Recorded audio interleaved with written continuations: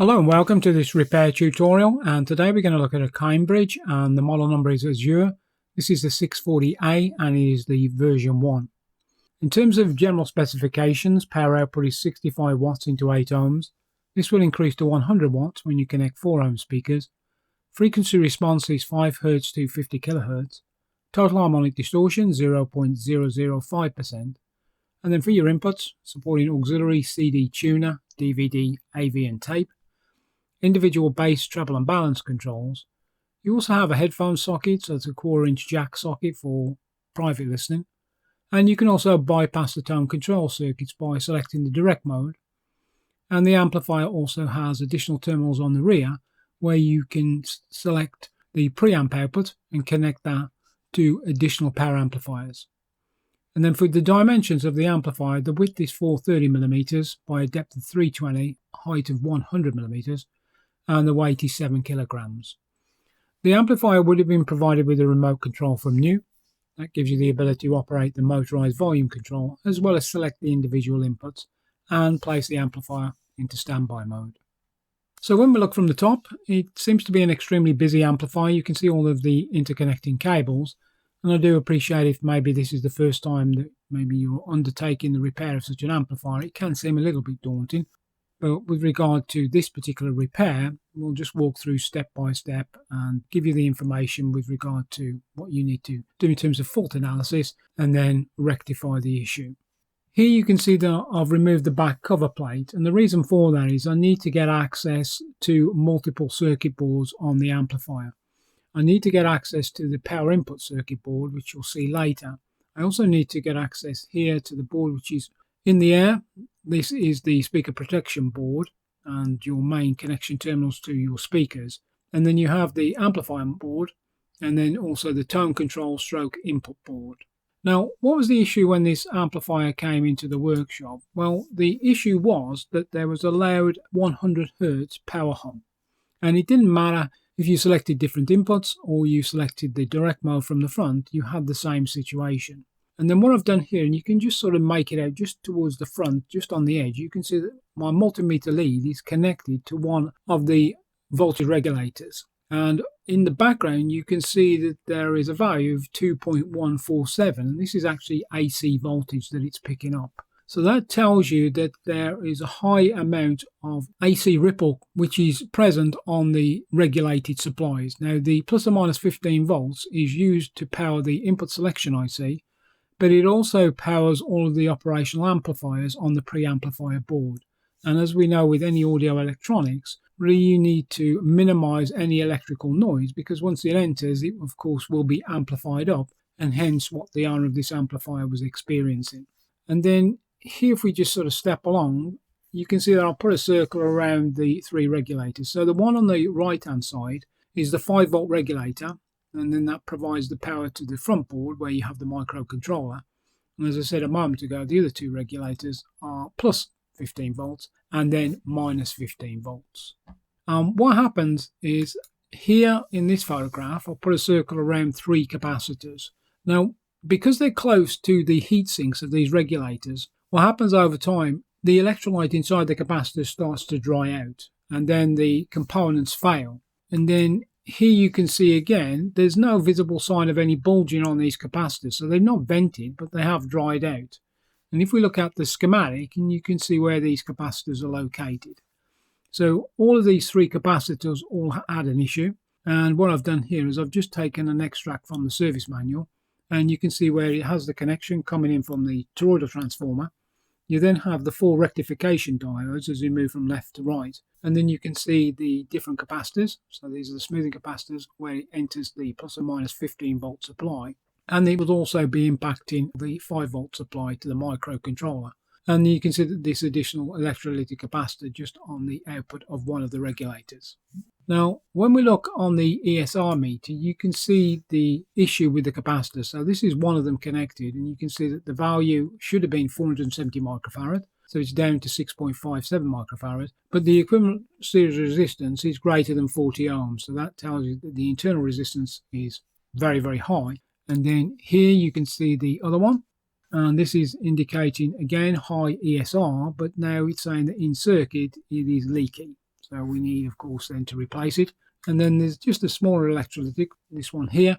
And you can see that it's completely open circuit. So we can't even measure the microfarad value of that component. And the ESR is greater than 40 ohms. Now, what you need to do, once you've removed that back cover, as you saw previously, you need to get access then to the tone control board and then replace the capacitors, and that will fix the issue. What I'm showing you here now is another part of the amplifier, and this is the power input section. And the reason why I'm showing you this is that there is an electromechanical relay. You can sort of just make it out. And the contacts on that relay will have worn because this amplifier has been in service for many years.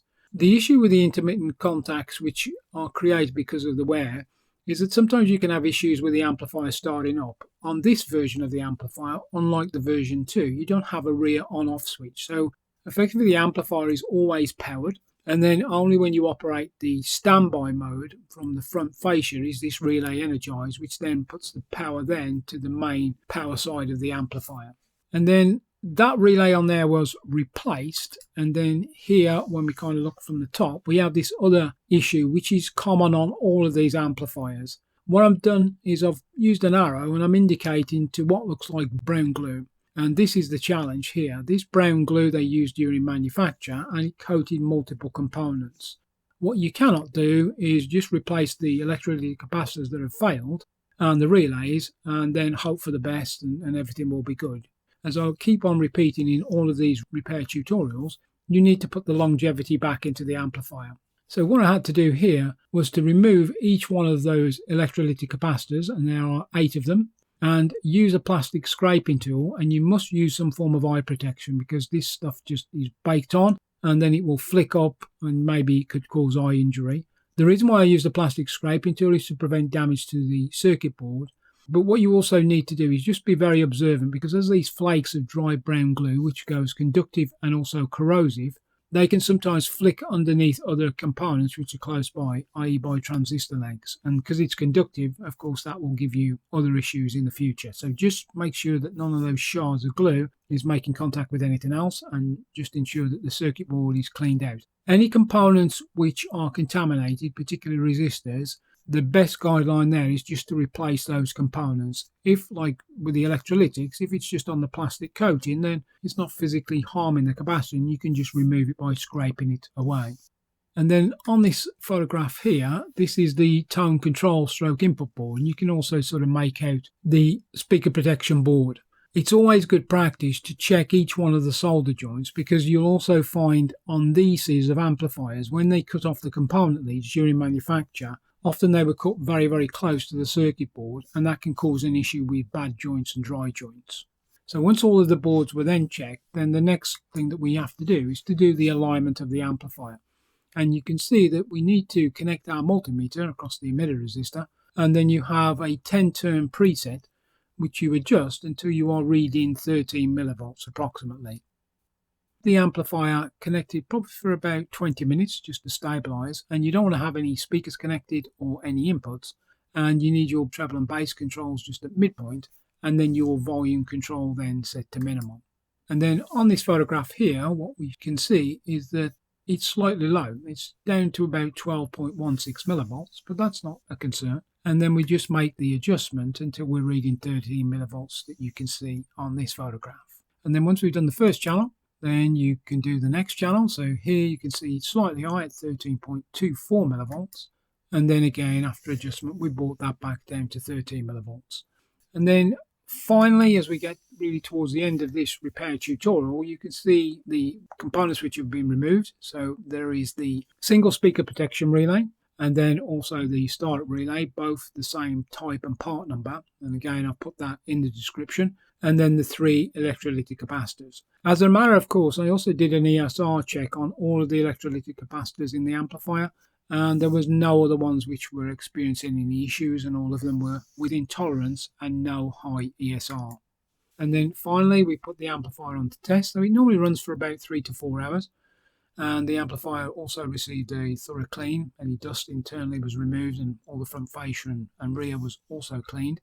And this amplifier now goes back to the owner, and it should deliver many, many years of performance. So I wish you all the very best, and again, if you need any help, support or guidance, by all means email Audio Amplifier Servicing at AOL.com, and I'll be more than happy to come back to you and provide any support that you may require. So, until the next time, I wish you all the very best. Cheers and bye-bye.